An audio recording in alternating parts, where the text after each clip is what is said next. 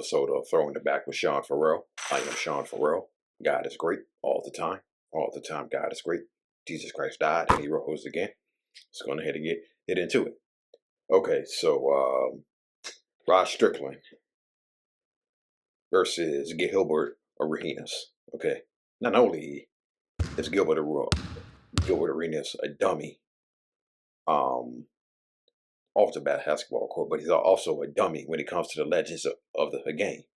Okay, so Gilbert Arenas had some things to say about, I believe, Hakeem Olajuwon and a few other legends of the game, and that triggered Rod Strickland.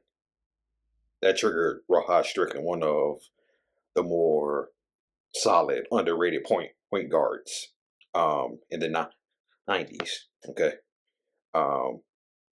he could score, he could shoot, he could pass. He always kept his dribble alive. Okay, and so Rod Strickland was underrated. Was one of the underrated point guards in the 90s. Okay, and so Rod Strickland had this to say about Gilbert Arenas. He said, "When it comes to the legends, I wash my mouth."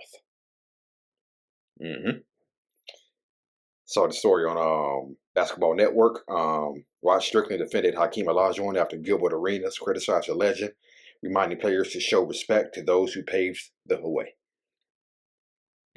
Thank you, Rod Strickland.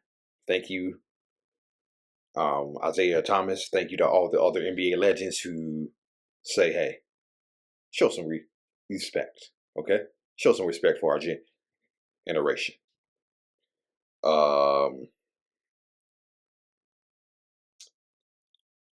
So Gilbert Arenas felt that that Hakeem Olajuwon's moves wouldn't be effective in today's game. Okay. Gilbert Arenas felt that Olajuwon was charging too much from the current generation of stars. Okay. And Rod Strickland got triggered, and he had this to say: Hakeem is a killer. And as far as Gil, and I don't want to get in because of social media stuff, I'm not getting myself into that, but I'm just one of those people. When it comes to the legends, I watch my mouth.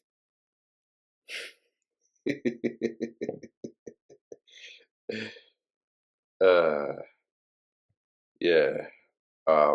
Originally, I thought Rod Strickland said, "When it comes to the legends of the game, I shut my mouth." Okay, but he said, "I will hush my mouth." Strickland had a good reason to stand up for Hakeem. For one, he witnessed Olajuwon at its peak. On the other hand, Arenas never really saw what Hakeem could do. Olajuwon retired after the 2002 season, which was the first year of Gilbert Arenas in the NBA. The same Gilbert Arenas who said he wanted to be an international pimp. And that's why his ass fell all the way down to the second round. Richard Jefferson, his Arizona teammate, went before him. Okay, Richard Jefferson went before him in the draft. Okay, yeah. So Rod Strickland also went on to say, "I want them to know I spoke about them with the utmost respect. I don't want them to think I slighted them in any kind of way." Strickland was 19th pick overall in the 88 draft.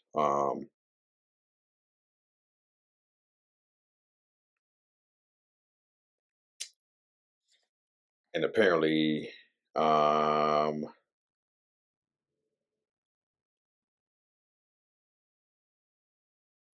up. Okay. So in the article, it also talks about how Gilbert Arenas never understood footwork. Okay. One of the things that Arenas may have overlooked is the importance of having good footwork in games. He suggested it was a skill that wouldn't be effective in today's game. This is how this. What's the word I'm looking for here? This is how players of the new millennium think, okay? The disrespect, okay? However, some personalities disagreed with Gilbert Arenas' take. Both pointed out that footwork remains prevalent in today's game, and there was no doubt that Olajuwon was the best at it. Hall of Famer Ralph Sampson has something to say about that as well. Gilbert Arenas needs to go back and look at more film because I don't think he knows what he's talking about. Ralph Sampson, Olajuwon's former teammate, said, "The game today is all about footwork." Paul Pierce also has something to say about about Gilbert Arenas' comments. "You crazy. Put some respect on Dream's name, first of all. The move Dream did on the baseline with the one-arm fake layup, they still doing today. Stop it," Pierce said. Okay. Yeah, so Gilbert Arenas is just like Kwame Brown said. Gilbert Arenas is one stupid MF, okay? It's just like Kwame Brown said. Gilbert Arenas is one stupid MF, okay? Anyway, let's move on. So there have been disrespectful plays in the NBA before. Disrespectful dunks, disrespectful crossovers, disrespectful shots, okay? And there have been disrespectful blocks too. But there is one block that just really stands out in NBA history, okay? For those of you who may not know what I'm talking about the Laphonso Ellis block, okay? So,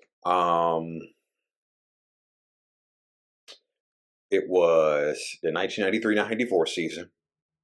Nuggets are playing the Timberwolves in Denver.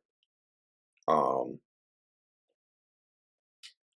Timberwolves had a guy on their team by the name of Brian Davis, okay? Went to Duke with Christian Laettner. Now he's teammates with Christian Laettner in Minnesota, okay? So Brian Davis, I believe that was his rookie year with the Minnesota Timberwolves. So Brian Davis has the ball. He's going in for a monster dunk, and then Laphonso Ellis did this. Oh, are you kidding me? Laphonso Ellis took it right away from him. But that's just a tremendous block. Look at that. He just took it from him. Now, people say that was the most disrespectful block in the history of the NBA. I think it is. I think it is the most disrespectful block in NBA history because not only it was a block takeaway, if that makes sense, okay? It was a block takeaway. Brian Davis went up for the dunk, and Laphonso Ellis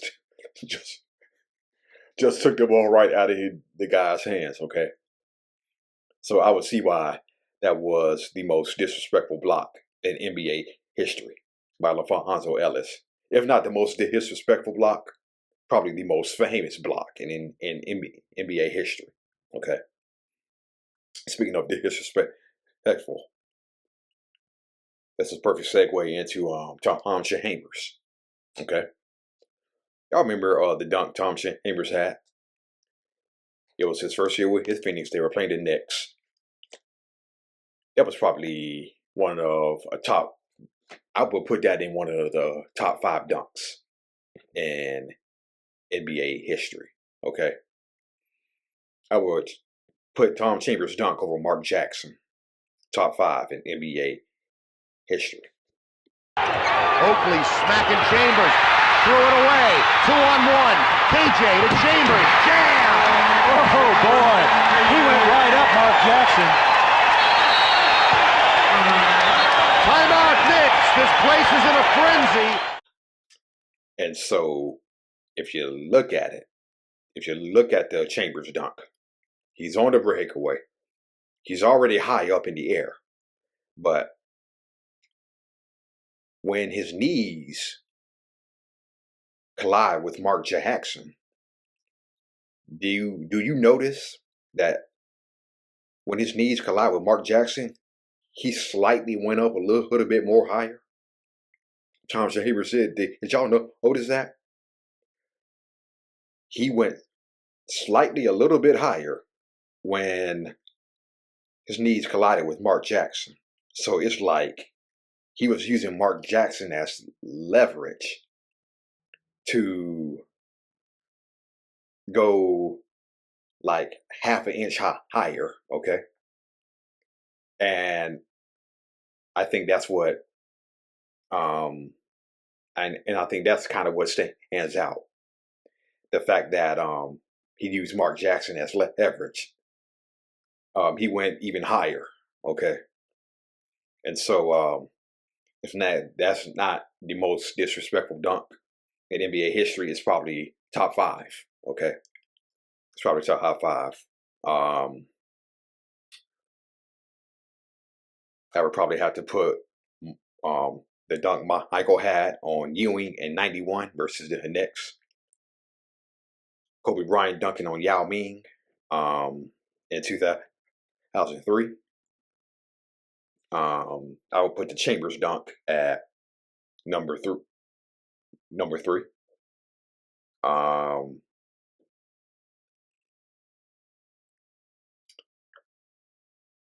Man, so many more a lot of disrespectful dunks. Number 4, I will put Shawn Kemp. The Lister Blister. Okay. I will put that dunk 4. Okay, so I got MJ over Ewing in '91, Kobe over Yao Ming 2, Chambers dunk 3, the Lister Blister 4. Okay. And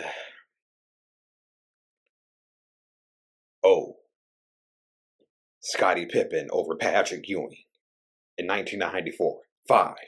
Yeah, I think that has a pretty good top 5 right there. So, Jordan 1, Kobe 2, Tom Chambers 3, Lister 4, and Scottie's dunk over Patrick Ewing 5. I think that has a pretty good top 5 of disrespectful dunks, okay? All right, that's it, and that's all. I'm throwing it back with Sean Farrell. May God bless you all.